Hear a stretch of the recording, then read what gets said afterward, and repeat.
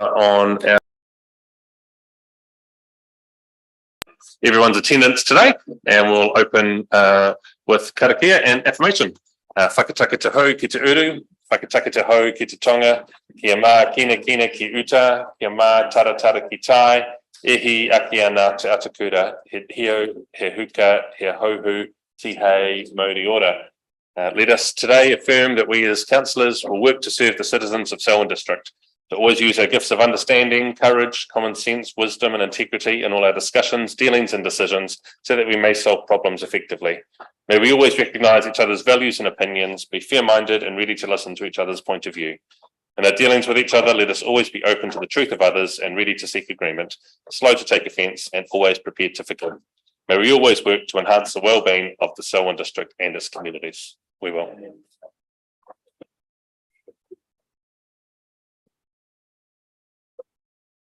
And I thought I'd just start the meeting with a little bit of a just a wee leadership moment. I've been really noticing conflict seems to be like all around us at the moment. Everything becomes about conflict and becomes about agitation and becomes about things that become black and white really quickly. And I'd just like to encourage us as we meet today, and I'm going to try and bring this to a lot more of our meetings and might encourage the chairs of our committees to do the same, to think about what does good leadership look like and what are we going to encourage in the moment that's ahead of us now.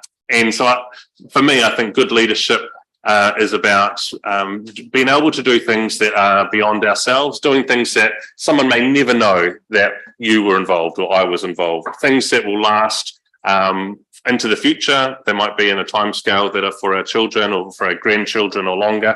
It's the idea of planting an acorn and never really getting to sit under the tree and understanding that it's not about me, it's about us and the ability to breathe through your nose when things come at us. And on the other side of things, like poor leadership tends to be quite reactionary, can be about me and ego and what people say to me in the moment and where things are at. And I think what I'm really pleased as a council is that we collectively take positions and think about the long term.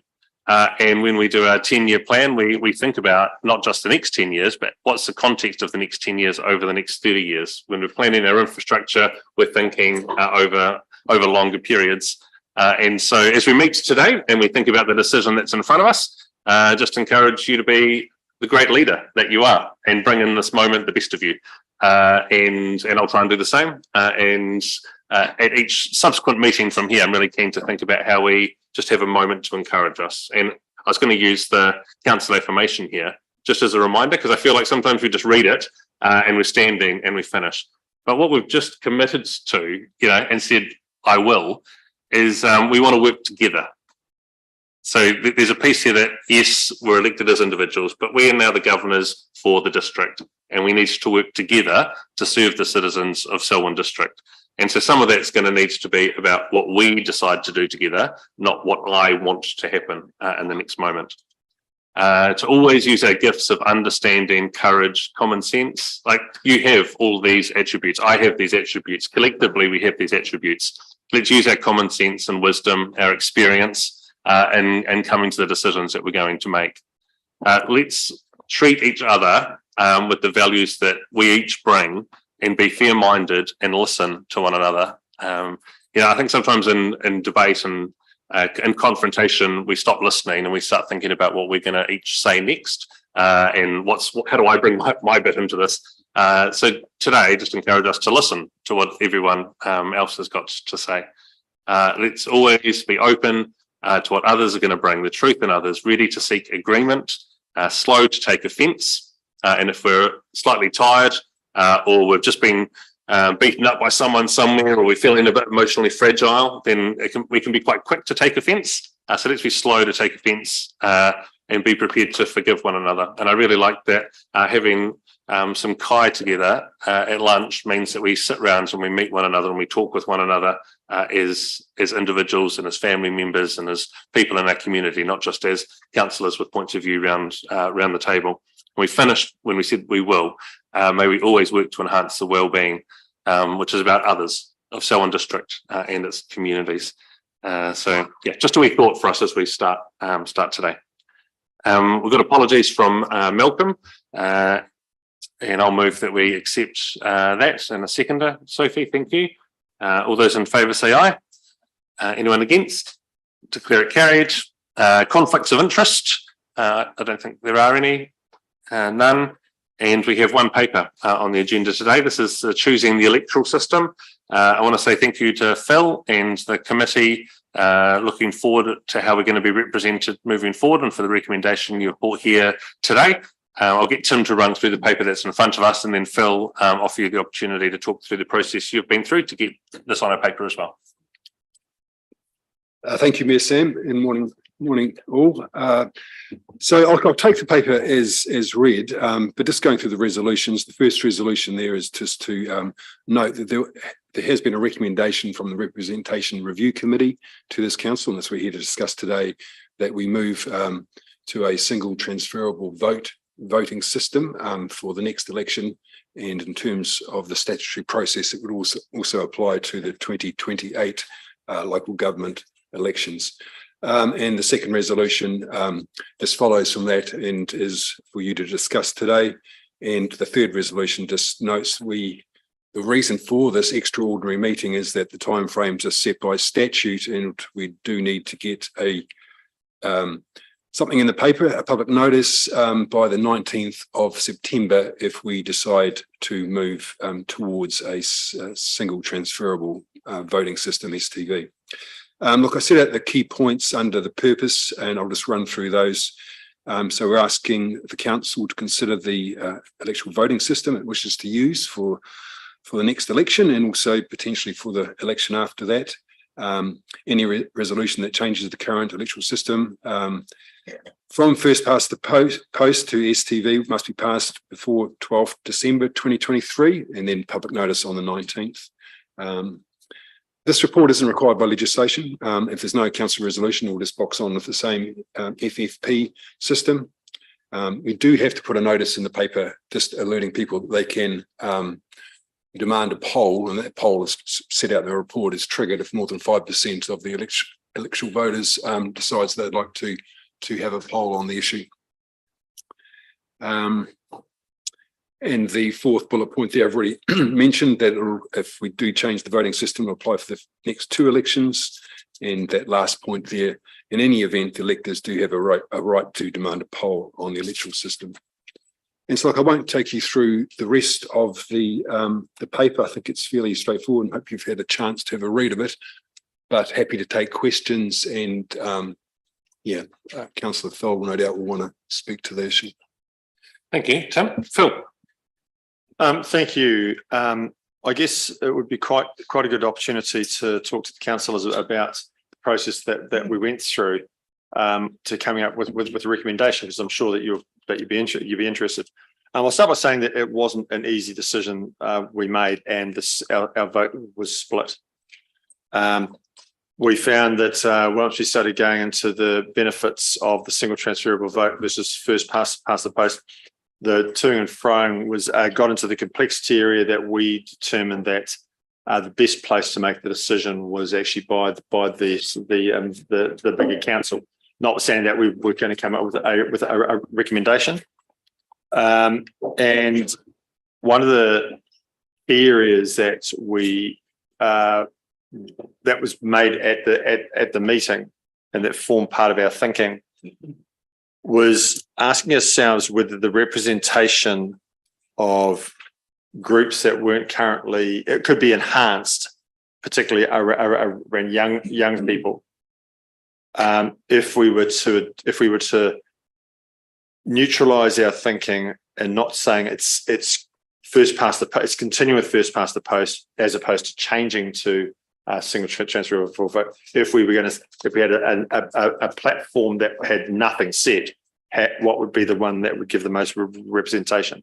And that's really where the meeting sort of turned, and that's why the recommendation came out at the single transferable vote. I'll just say again, it was a very close vote, and I think this is the group that should be making the decision. I'll leave it at that, but I'm happy to answer any more questions about the process as we go through. Thank you.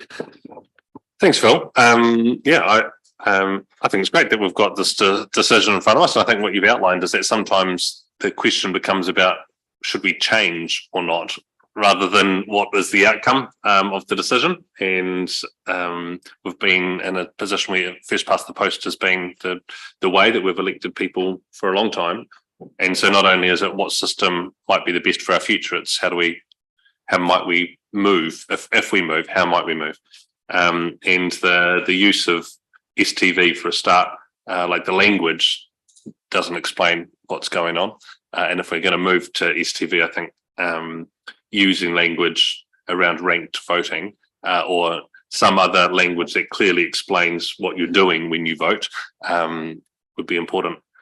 The Future for Local Government panel came back and said that this is the recommendation around changes for the country that provides a fairer outcome for councils and means that communities get the representation that they truly want. And I was thinking back as to a situation in our council where we got a result and we don't know if that was actually the true majority preference of our community. And in my own election as mayor in 2016, we had that situation where I received the most first past the post ticks, but it might have been 30% of the vote. And so actually there wasn't a majority of Selwyn residents saying that's my preference. It was just the majority ticking them as me as number one. And two other candidates and I were really close. So we were all in about 30% each. And Pat and Sarah and I. And I think if we had a first past a STV ranked voting system, it might not have changed the outcome at all, but actually it would have provided the opportunity for everyone else's second preferences to be thought about. So if I didn't get the person I wanted and they dropped off the list, then actually I would give my first vote to this other person.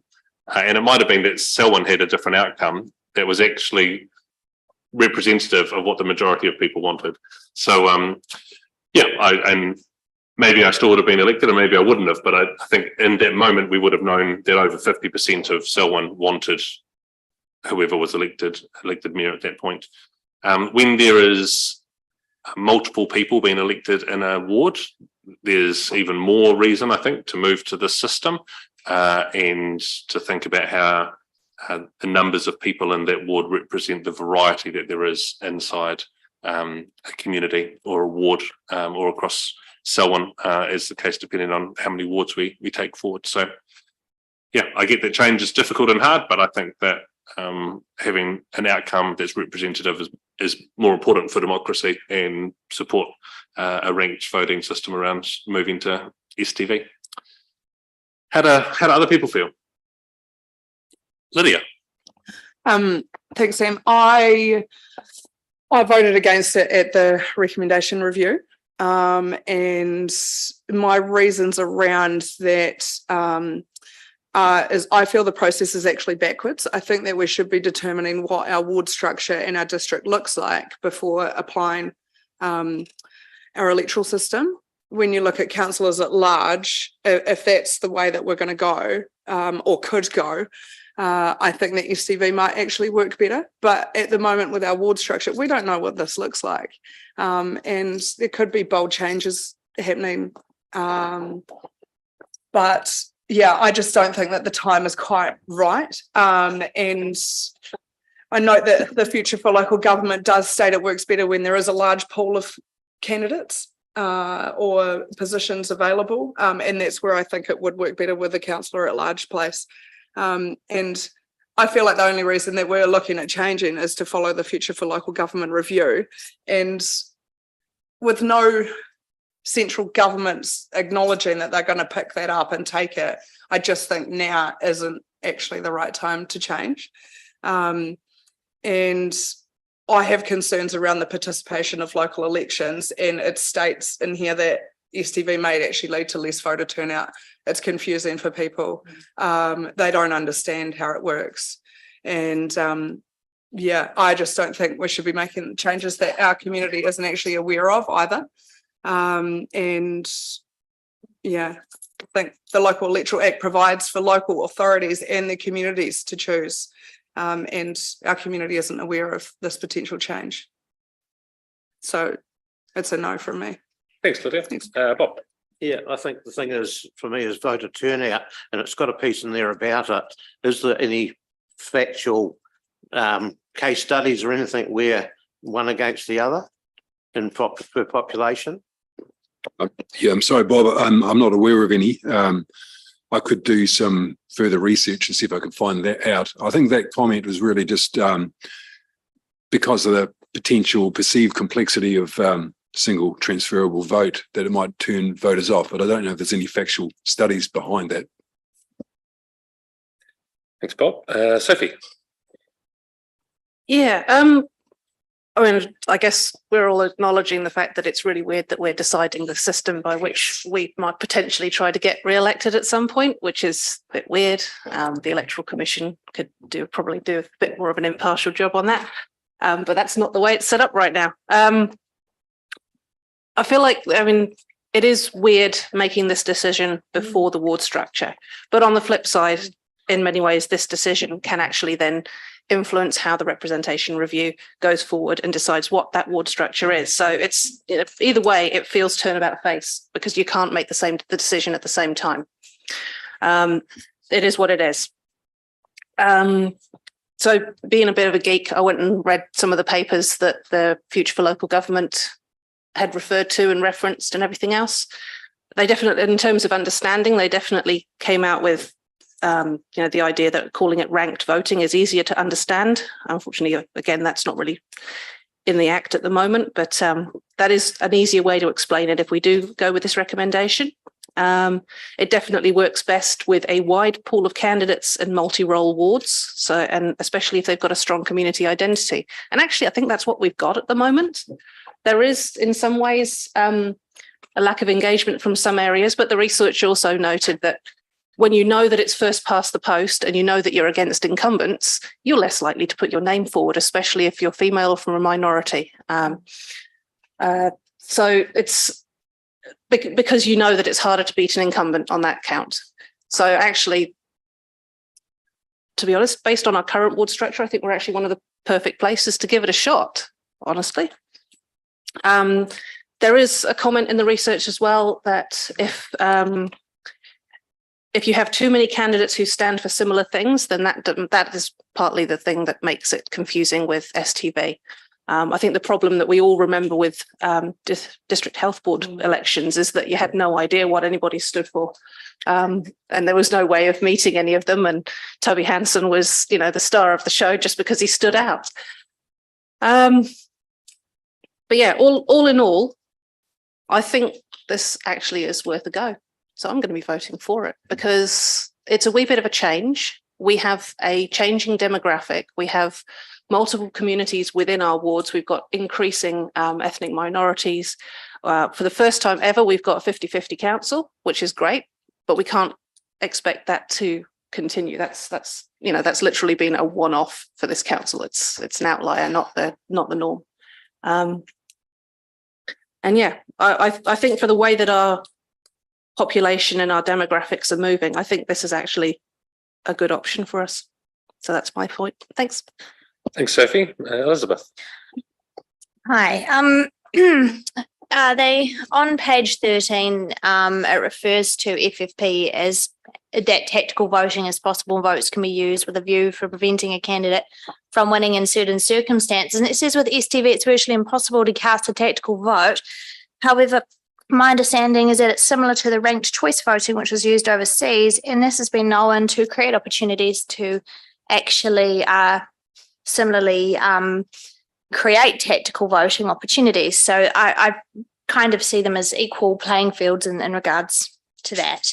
The advantages of FFP seem to be really favourable. The electorate understands the simplicity of FFP, and I do actually think that having a simple voting procedure does make it more accessible because we're obviously bringing in younger voters, but also we've got a lot of foreigners that we want to encourage to vote. And I think having a simple option is more preferable across the board for a lot of people. It's a familiar system, but also I like the fact that the results are received without delay and we don't require a computer program or the additional costs. So the additional costs are an increased cost of 25% from 8,000 to 10,000. So, you know, I think anywhere where we're saving money and keeping things simple and being able to increase our voter base is preferable for me. So keeping FPP is my preference. Thanks. Thanks, Elizabeth.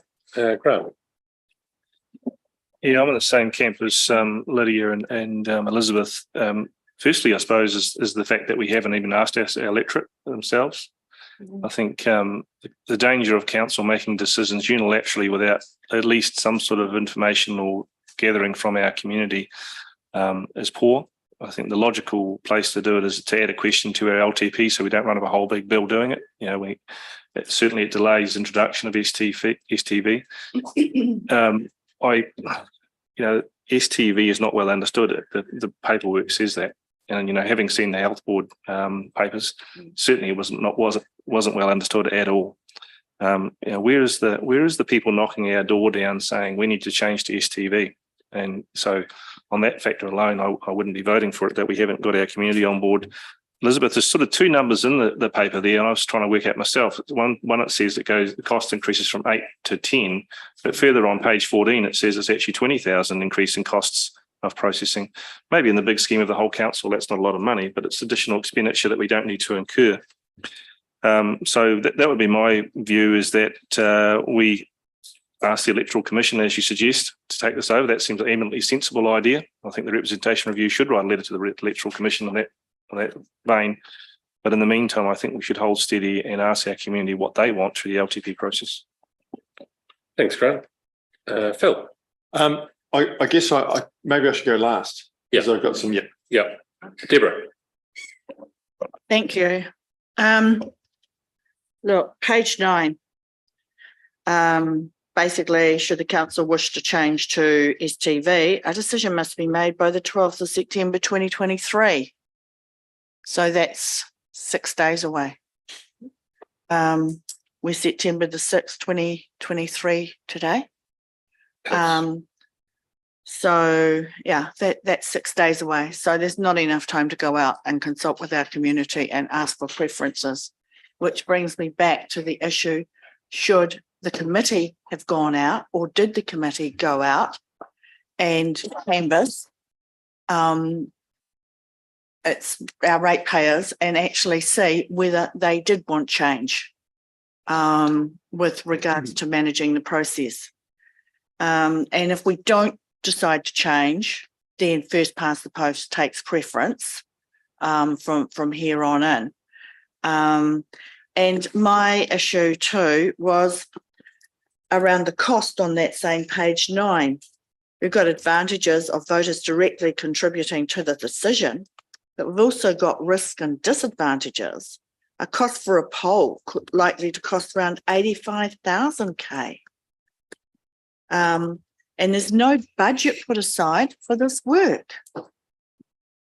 Now I'll go back to due diligence and what are we all here for with regards to managing ratepayers' funds and monies prudently.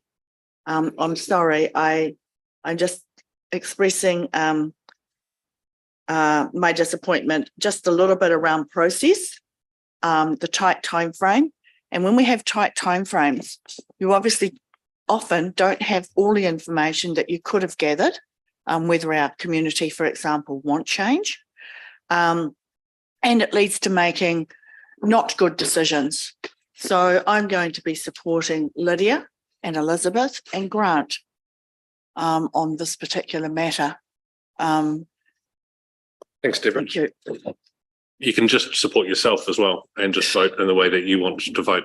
This doesn't need to turn into who's for and against this. This is just bringing some perspective to the room. But I was explaining why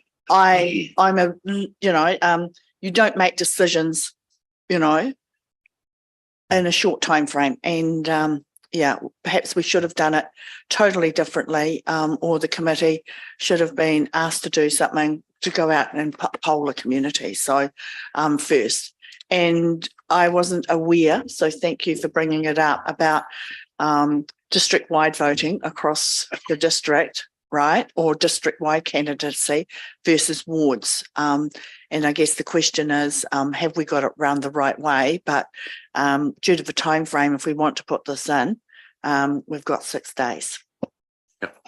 Thank you. Nicole. And that's an interesting situation to be in. I'm in two minds. I mean, it'd be good to try a new system, and that is the way that the Future for Local Government review has recommended. But I am also conscious, which has been raised by others, about the fact that we actually don't really know what our community feels about that, and we're actually locking it in for the next 2 elections to be like this. So if we look at on page 7, it says council may choose one of the following options: retain FPP for the 2025 election, change to STV for the 2025, 20 and 2028 elections. So us retaining FPP for this election, does that mean then we can choose for the next one? Or is it locking it in for FPP for the 2028 election as well? And I assume that might be on whether we've got a representation review and another one in between, or what, because that's normally every 6 years. Do you know the answer, Phil? Yeah, I do. So actually, it actually goes back further. We'd actually already decided the 2025 election was actually going to be first past the post when it was in at the last representation review. So you can just run another representation review to actually between 25 and 28 to actually remake the decision. So you can, it has. I don't know whether it needs to be taken out of a representation review, but there certainly is a process within the representation review that you can just run. So we can run the election part without having a full representation. I don't know whether that's what I just said. I'm not sure whether we can do just that by itself. I would have to go through the electoral commission. I believe you can, because I understand Christchurch had a vote just on the method of voting the other day, not a representation. Yeah, I confirm that is the case.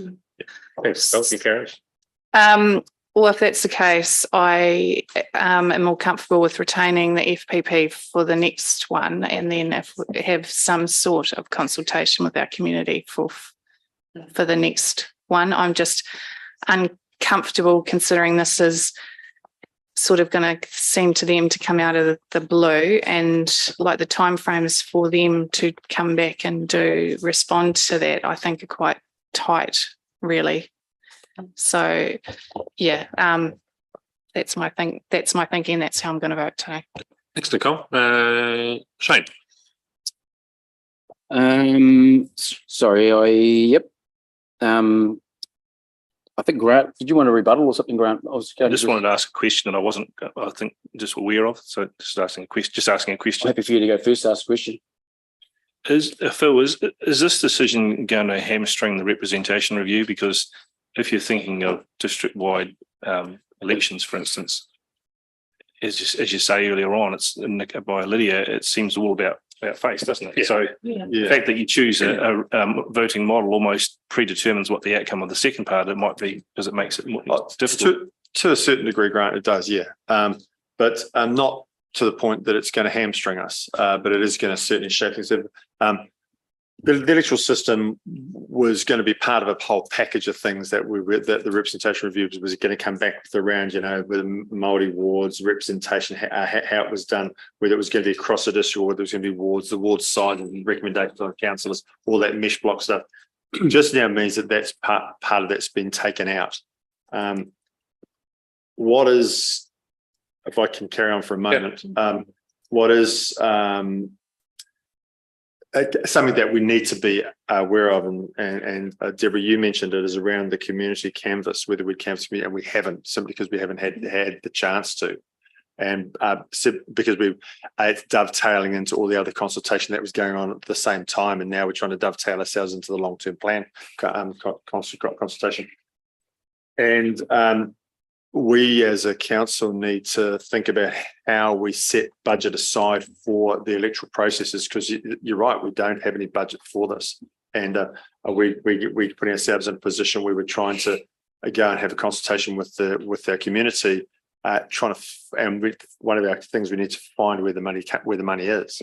So when we go into our long-term plan, we need to be thinking about that as well. So that's sort of a hamstring. That's the thing that's probably hamstringing us much more than the electoral system. The electoral system will mean that we will, if we go down if we stick with the same, and as Nicole was saying, and then think about making that decision second as like a secondary thing in the next term, then we can start thinking again in those terms. So the recommendations of this council will shape how the representation review goes ahead.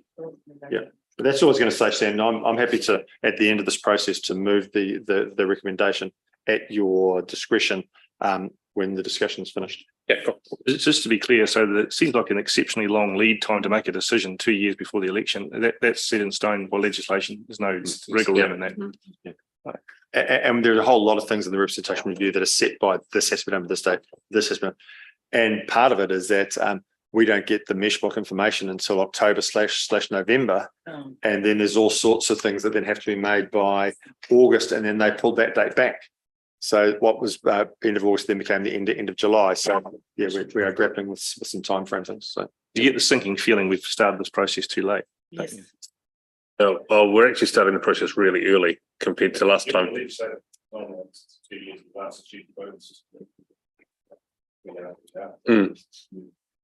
I think too, it's interesting because this is the first time that we've kind of had this debate. Every other time this has come around in my time on council, it's been a 2-minute discussion, and we're not changing. It's interesting the difference in the vibe in the room.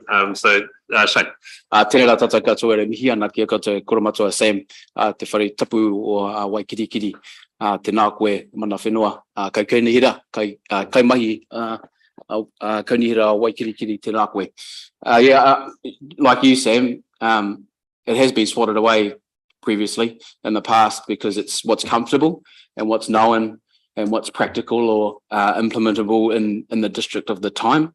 And as the provocateur, I guess, to bring it to council and voting for it and the recommendations of both staff, legislation and Future for Local Government report, it was imperative that I felt to bring it to council to have this debate because it hadn't received appropriate debate in the past, because we are such a changing and rapidly growing district. The times need to change with it, and also the respect for this process. So and I reflect on David Ward's words: before you accept tradition, challenge it. He was possibly the last person to challenge it, but that's why it's here today. And we're asking again for consultation of our demographic and our constituency, but this is the job that we're elected to do. And often it was Mark Alexander that said that these are the times that councillors need to step up and make decisions as the elected members and not rest on the laurels of the constituency in some respect. And I hope that we can actually get to a point where the timing is adequate and allows for the costs to be mitigated so that we can actually find alignment. And just reflecting on the oath as well, Sam, thank you very much for bringing that up. There's the point around wasted votes as well, and as we've seen from Councillor Phil Dean received a staggering amount of votes, and often that's wasted. So often the STV process, once you get to the point of where that person's through, those votes then are reflective of who is the next best option. And that is reflective also of the demographic, the culture, and the changing times. And if I reflect on also a local government report here, it may well be the case, for example, that the younger population is spread across the whole area and arrangements, such as larger wards, will achieve better representation for this frequently underrepresented and underengaged group. The same applies in respect of Māori and is particularly important where low numbers are registered on the Māori electoral roll make establishment of a Māori ward or constituency impractical. So it's an opportunity for council, as we've always had, to get better engagement, to get better data as we move towards a new age and era of what our constituency and district looks like to set us up for the future.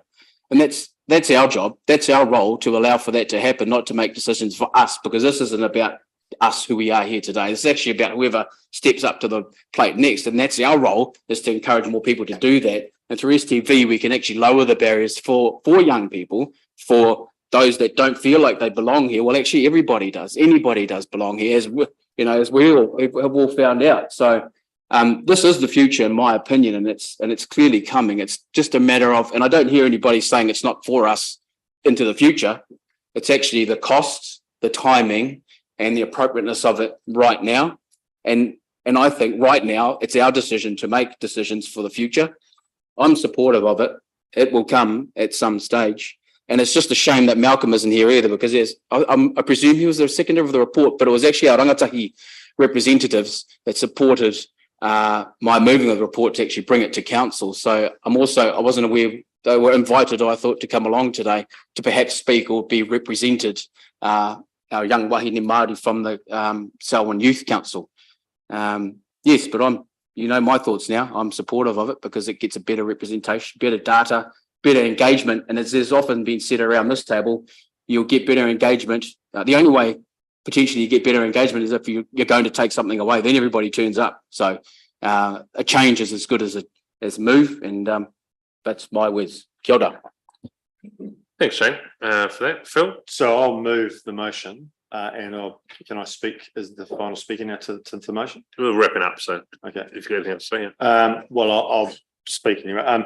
The representation review group was set up, and it has got representation from outside this group here. So while this group was actually asked to come, it does have the two youth people on there, and it also has the community board. So there is representation beyond this group here, and the recommendation of that group was that we went to that STV.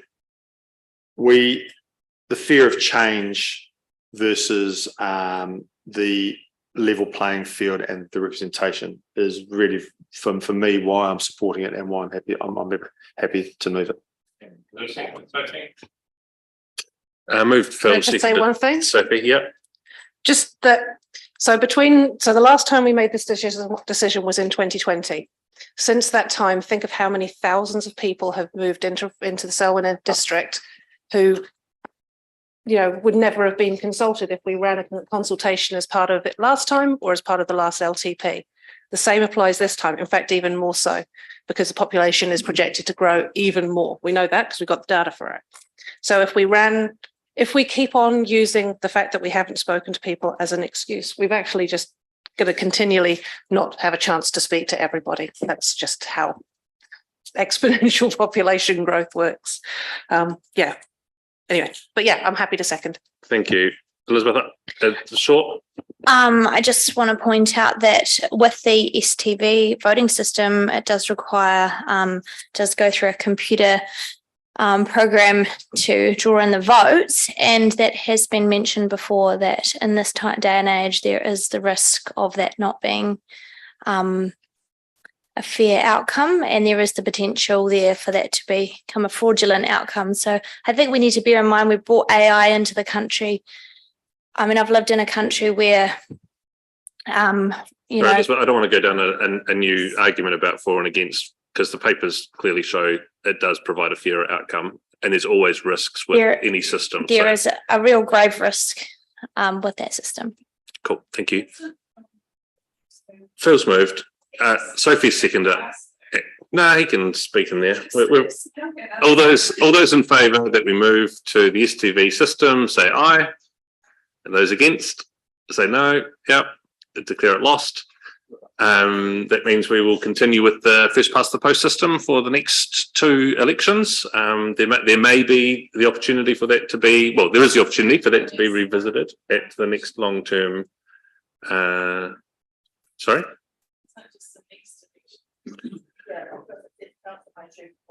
We can choose before the following one after that to change it if we would like. There's just a couple of things that have been raised here that I think is important, and one is budgets. We don't put money aside in budget for things that are low low probability, because if we ended up budgeting for everything that might happen, rather than for the things that are likely to happen, our budgets would be huge. So the fact that we might make a decision and there could be a poll, if we were going to have that as, you know, everyone that might want to challenge every decision we've made, we just wouldn't be able to afford it. There could still be a poll on this answer. So we've got to think about the budgeting piece as we move forward. And there's the questions have been asked about how we talk to the community about this, and I wonder if that's better done, Phil, through the work you're going to continue to do in this space rather than through the long-term plan. Because if we do the long-term plan, it kind of brings in a voting system which is a bit left field when we're talking about projects and outcomes. Whereas we're still going to have to talk to the community about the representation review, about the number of councillors, the size of the wards, all those things will come up. And if we can still talk about STV and FPP through that process, and that will help inform a future decision of the council, and we'll get a bit of a flavour for where the community's at. So if we could ask you to do that, Phil. Yeah, through your committee. actually, sorry, Sam, it was more about dovetailing in with the FTP and the LTP, and of course, it's the community overload of consultation. Yeah. And that was it's all part of the big mosh pit of thinking. And I think next week at our we've got a meeting about that very thing. So yeah, cool. Okay, great. And this decision reflects the same decision that Christchurch and Waimakariri have just made. So all those time pressures around legislation that's all been set up. And I suppose making the decision now, early on in the term, does mean that when we come to the LTP, we know what the decision is, and then we can think about how we're going to have to fund that electoral system if there had been changes from where we currently sit. So thank you for the discussion today. That brings us to the end of the paper and the meeting. And just close, una here, te po, kia wātia, ai ku wātia. Thanks everyone. And